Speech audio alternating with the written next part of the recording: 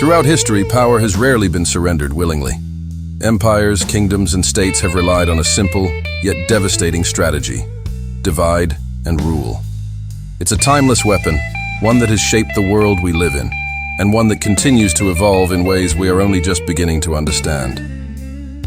Today, we're going to pull back the curtain on this powerful tool of control, from ancient empires to the digital age. So, what exactly is divide and rule? At its core, it's a strategy for maintaining power by breaking down larger, more powerful concentrations of influence into smaller, weaker pieces that are easier to manage and manipulate. Imagine a bundle of sticks. Together, they are strong and difficult to break.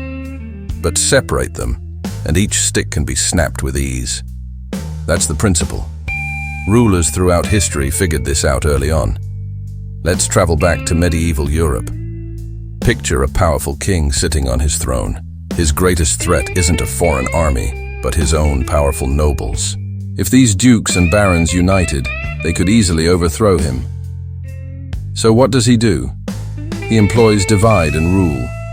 He might grant special favor to one noble, stoking the jealousy of another.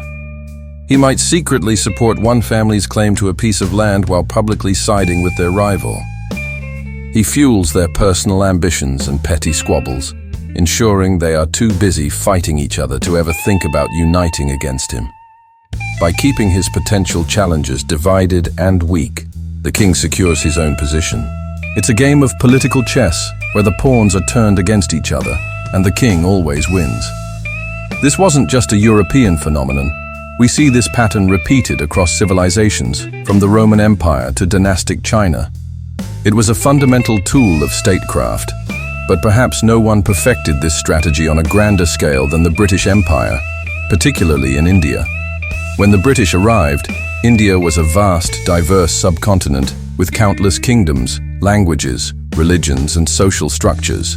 To control such a massive and complex society with a relatively small number of administrators and soldiers seemed impossible.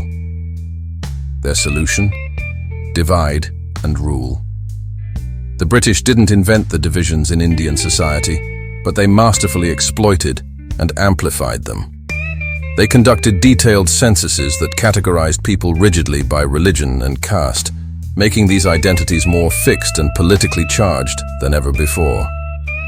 For example, they fostered a narrative of historical conflict between Hindus and Muslims, often selectively promoting one group over the other for positions in the administration or the army. This created a sense of competition and mistrust that hadn't been so pronounced before.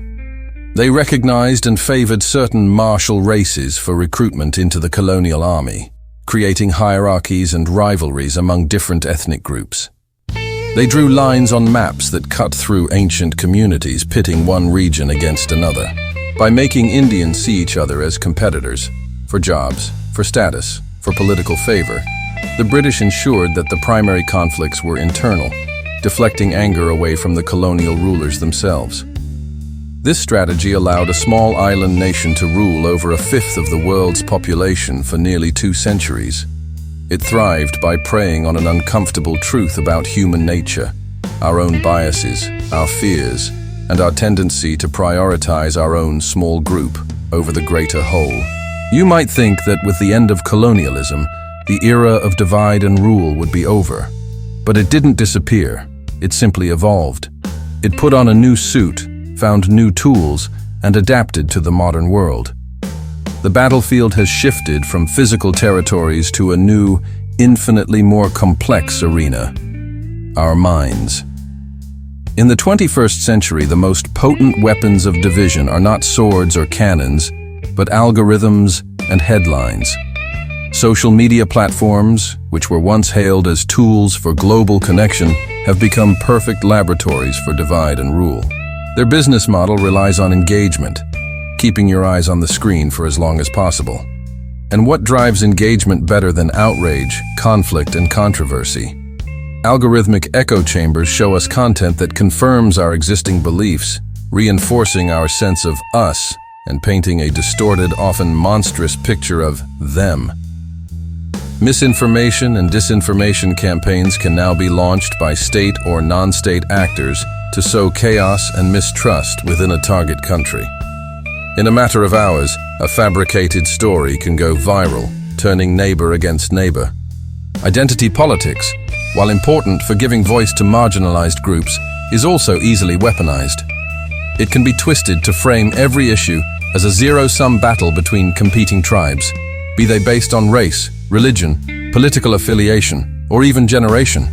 Society is sliced into ever smaller, ever more hostile factions, making it nearly impossible to find common ground or tackle shared problems. And this modern form of divide and rule isn't just happening on our screens. It's deeply embedded in our political systems, even in supposedly stable democracies. Think about it. Political parties, which are meant to represent different visions for a unified nation, often become the primary dividing lines. Election campaigns are frequently framed not as a debate of ideas, but as an existential struggle of us versus them. Media narratives, from cable news to online blogs, often simplify complex issues into a binary conflict, rewarding the most extreme voices and punishing nuance. This constant polarization serves a purpose. It keeps the populace distracted and angry at each other, while the real structures of power remain unchallenged. The tools have changed, but the fundamental principle is identical to that used by the medieval king and the colonial administrator. Keep the people divided, and power remains concentrated in the hands of a select few. This modern incarnation of divide and rule is insidiously effective because it doesn't require armies or overt oppression. It operates silently, subtly, by hijacking our own psychology.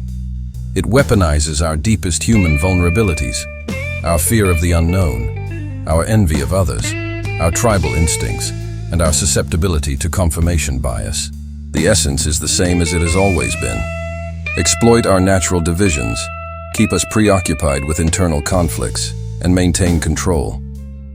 We become so focused on fighting the enemy next door, or on our social media feed, that we fail to look up and see the larger forces shaping our world. But here is where the story turns. It's a dark picture, but it's not a hopeless one.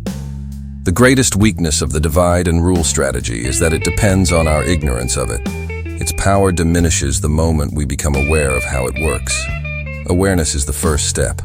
When you see a news headline designed to make you angry, when you see a social media post that paints an entire group of people as a caricature, ask yourself, who benefits from me feeling this way?